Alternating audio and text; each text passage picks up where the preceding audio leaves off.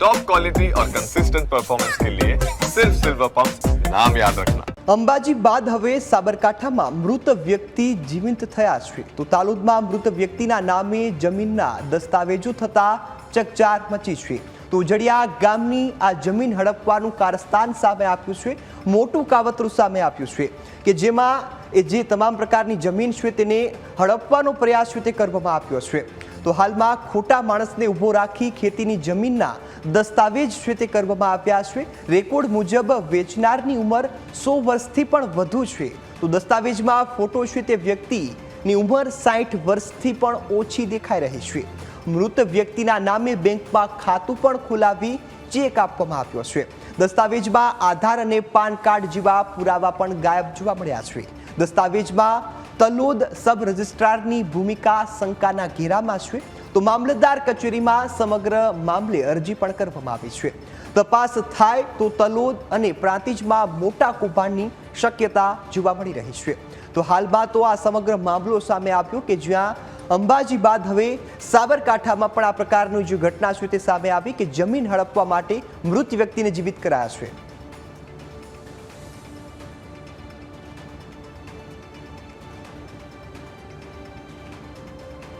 તો હાલમાં આ જે અરજી છે તે કરવામાં આવી છે અને તેમાં જણાવવામાં આવ્યું છે કે અહીં મોટું કૌભાંડ આચરવામાં આવી રહ્યું છે કારણ કે હાલમાં પરિસ્થિતિ એવી છે કે મૃત વ્યક્તિની ઉંમર લગભગ 100 વર્ષથી પણ વધુ છે પરંતુ જે દસ્તાવેજમાં ફોટો દર્શાવવામાં આવ્યો છે તેમાં વ્યક્તિને લગભગ 60 વર્ષથી પણ નીચે દર્શાવવામાં આવ્યા, સાથે આધાર કાર્ડ અને પાન કાર્ડના પુરાવાઓ પણ તેમાં ગાયબ જોવા મળ્યા।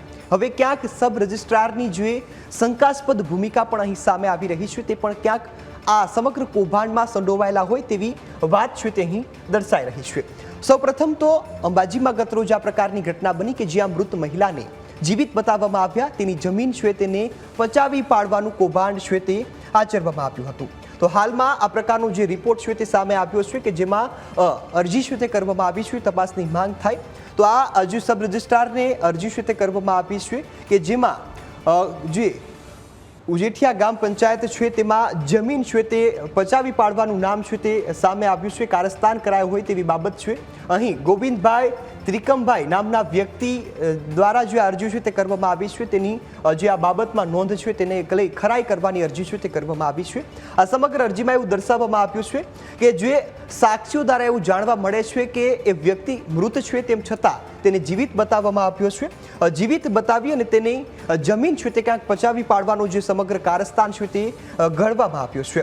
તો આ તાલુદ તાલુકો અહીં લાગે છે અને જ્યાં તલોદ તાલુકામાં આ સમગ્ર પ્રકારની ઘટના છે તે બનાવવામાં આવી છે। એ વ્યક્તિનું નામ છે સુથાર ગોવિંદભાઈ ત્રિકમભાઈ, જેમની જે મરણ બાબતેની અરજી પણ થઈ ચૂકી છે, તેઓ મૃત્યુ પામ્યા હોય તેવી ખરાઈ પણ થઈ ચૂકી છે, જે બાદ તેમની જમીનને હડપી પાડવા માટે એક જીવિત વ્યક્તિને તેમના સ્થાન પર રાખવામાં આવ્યા છે અને તેમને આ જે સમગ્ર કારસ્તાન છે તે ઘડવામાં આવ્યું છે। આ સમગ્ર બાબતે હાલ તો તપાસ થાય તેવી માંગ થઈ રહી છે। આ સમગ્ર મોટું એક કૌભાંડ હોવાની પણ જે આશંકા અહીં જે વ્યક્ત કરવામાં આવી છે।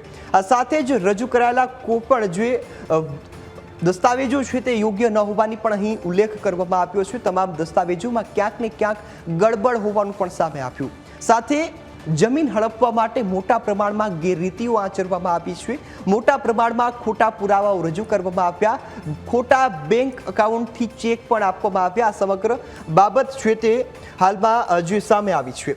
તો હાલમાં તો આ જે અરજી છે કે જેમાં ખેડૂત છે તેની સત્યતાની તપાસ કરવા બાબતની આ અરજી છે તે કરવામાં આવી છે અને કહેવામાં આવ્યું છે કે વેચાણને લઈ તપાસ કરવામાં આવે, તેની ખરાઈ કરવામાં આવે તો સમગ્ર કૌભાંડ છે તે ખુલે તેવી શક્યતા છે।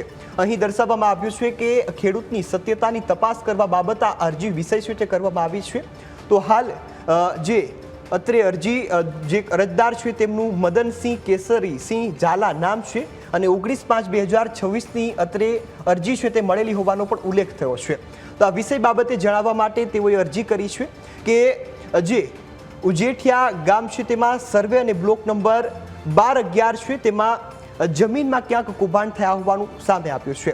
આ જમીનનો હવે વેચાણ દસ્તાવેજ નંબર છે 625 કે જે 27/2/2026ના રોજ કરવામાં આવ્યો છે। આ દસ્તાવેજમાં સદર વ્યક્તિ છે તેની ઉંમર 50 વર્ષ જે દર્શાવવામાં આવી છે, લગભગ એ 50 વર્ષ અગાઉ ગામ પણ છોડી ચૂક્યા છે, તેમ છતાં હજુ તેમને દર્શાવવામાં આવ્યા છે જીવિત। સાથે જ દસ્તાવેજમાં આ જે 100 વર્ષ ઉપરની ઉંમર હોવા છતાં તેમને 60 વર્ષની ઉંમરમાં દર્શાવવામાં આવ્યા અને કૌભાંડ છે તે આચરવામાં આવ્યો છે.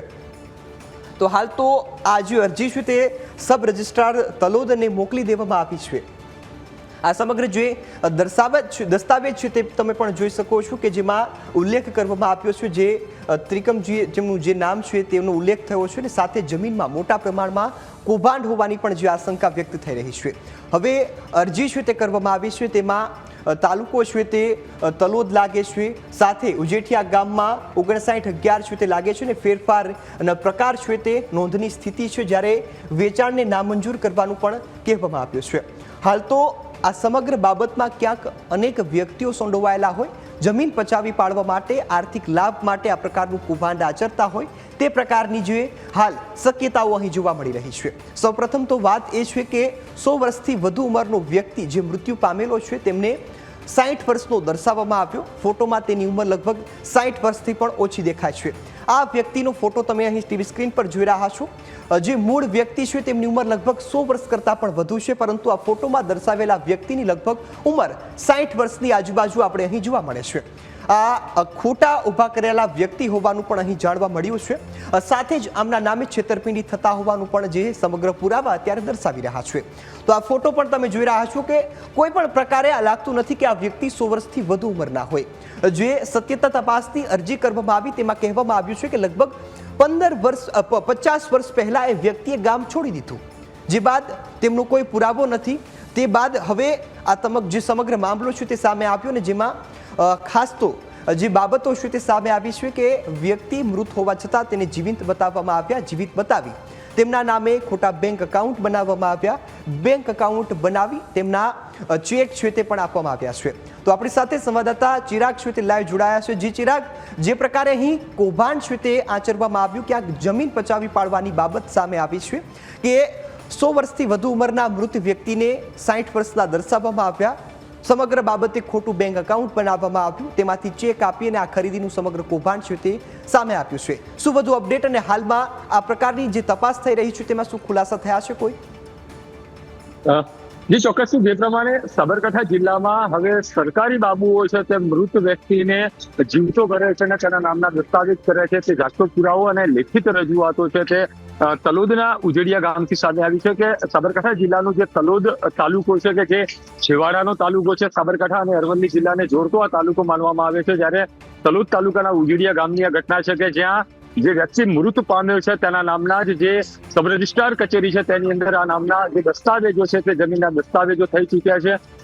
ગ્રામના જે સ્થાનિક વ્યક્તિ છે તેની દ્વારા સમગ્ર રજૂઆત છે તે લેખિત કરવામાં આવી હતી, પરંતુ આ સરકારી બાબુએ જે પ્રમાણેનું કૌભાંડ આચર્યું છે અને કૌભાંડ પર્દાફાશ ન થાય તેને લઈને અનેક એવા પ્રયાસો છે તે કચેરી દ્વારા કરવામાં આવી રહ્યા છે. પરંતુ જે પ્રમાણે આ તલોદની ઉજેડિયાની ઘટના છે ને તલોદ સબ રજિસ્ટ્રાર કચેરીની અંદર જે દસ્તાવેજો થયા છે તે સ્પષ્ટ કહી શકાય છે કે જે પ્રમાણે વ્યક્તિની ઉંમર 100 વર્ષ કરતા વધુની બતાવવામાં આવી રહી છે અને જે ફોટોની અંદર કે જે દસ્તાવેજની અંદર જે ફોટોગ્રાફને જે લગાવવામાં થતા હોય છે તેની અંદર આ જે વ્યક્તિ છે તેની 50 થી 60 વર્ષની ઉંમર છે. એટલે કે જે મૃત વ્યક્તિ છે તે મૃત વ્યક્તિને જીવિત કરવામાં આવ્યો છે, તેના બેંક એકાઉન્ટ ખોલવામાં આવ્યા છે, તેને સબ રજિસ્ટ્રાર કચેરીની અંદર તેની જે નોંધણી છે તે કરાવવામાં આવી છે. એટલે કે ચોક્કસથી કે જે પ્રમાણે આ ડુપ્લિકેટ જે દસ્તાવેજ તૈયાર થયા છે ને સબ રજિસ્ટ્રાર કચેરીની અંદર આ પ્રકારના દસ્તાવેજ જે રજીસ્ટર થયા છે તેને લઈને સાબરકાંઠા જિલ્લાની અંદર ભારે હડકંપ છે તે જોવા મળી રહ્યો છે. પરંતુ આ અંતરિયાળ વિસ્તાર કહી શકાય કે જે સાબરકાંઠા જિલ્લાનો છેવાડાનો વિસ્તાર છે કે જ્યાં તલોદ તાલુકાનું ઉજેડિયા ગામ છે જે સાબરકાંઠા અને અરવલ્લી જિલ્લાની સરહદે આવેલું આ ગામ છે કે જ્યાં વ્યક્તિ જે મૃત પામ્યો છે ને તે જ વ્યક્તિના નામે સબ રજિસ્ટ્રાર કચેરીની અંદર જે પ્રમાણે દસ્તાવેજ કરવામાં આવ્યા છે તેનું બેંક એકાઉન્ટ છે તે ખોલવામાં આવ્યું છે. એટલે કે આ દસ્તાવેજ છે તે ડુપ્લિકેટ થયા હોવાની રાવ છે તે હાલ ઉઠી છે.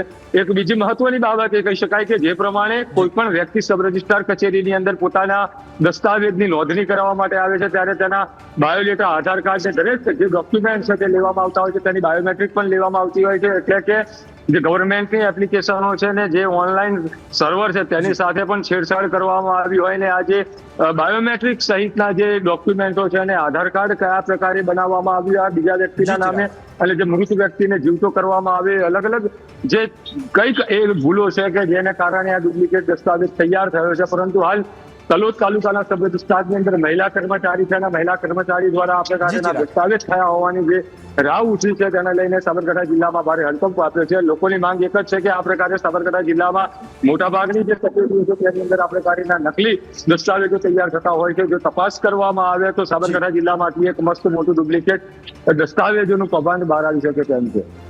જી બિલકુલ ચિરાગ, સંપૂર્ણ વિગતો બદલ આપનો આભાર. તો આ તરફ બનાસકાંઠામાં અંબાજીમાં કરોડોની જમીન હડપવાનું મસમોટું કૌભાંડ સામે આવ્યું. મૃત મહિલા જીવિત થઈને કલેક્ટર ઓફિસે પહોંચતા ચકચાર મચી છે. તો કુંભારિયા ગામની 1.32 હેક્ટર જમીન પચાવી પાડવાનું મોટું ષડયંત્ર સામે આવ્યું. વર્ષ 2014માં રામીબેન અંગારીનું કુદરતી મૃત્યુ થયું હતું. મૃત્યુના 15 દિવસ બાદ કલેક્ટર કચેરીમાં નકલી રામીબેનની એન્ટ્રી થઈ છે. 6 મે 2014ના રોજ રામીબેને જમીન વેચવા માટે કલેક્ટર કચેરીમાં મંજૂરી માંગી હતી.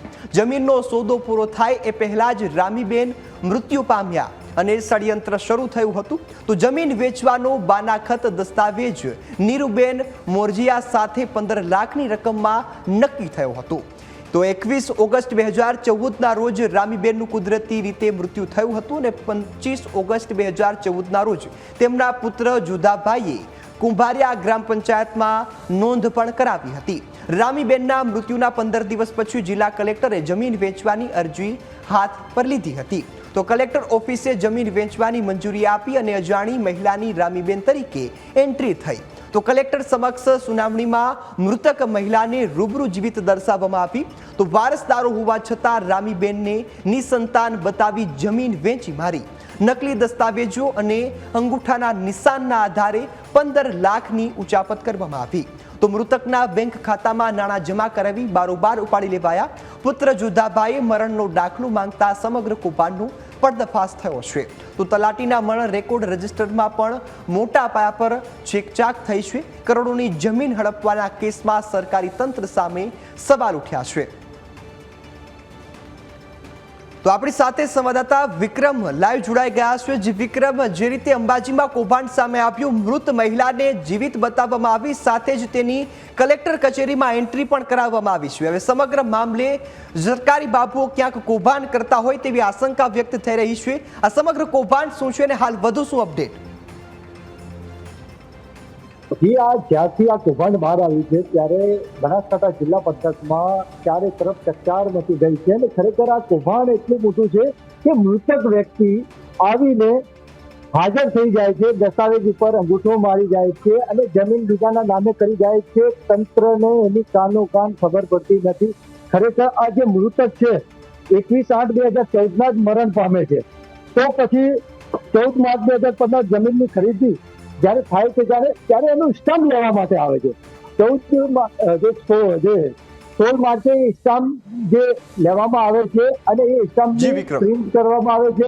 એના પર બધા ડોક્યુમેન્ટો જે સાક્ષીઓ છે એમની સહી લેવામાં આવે છે.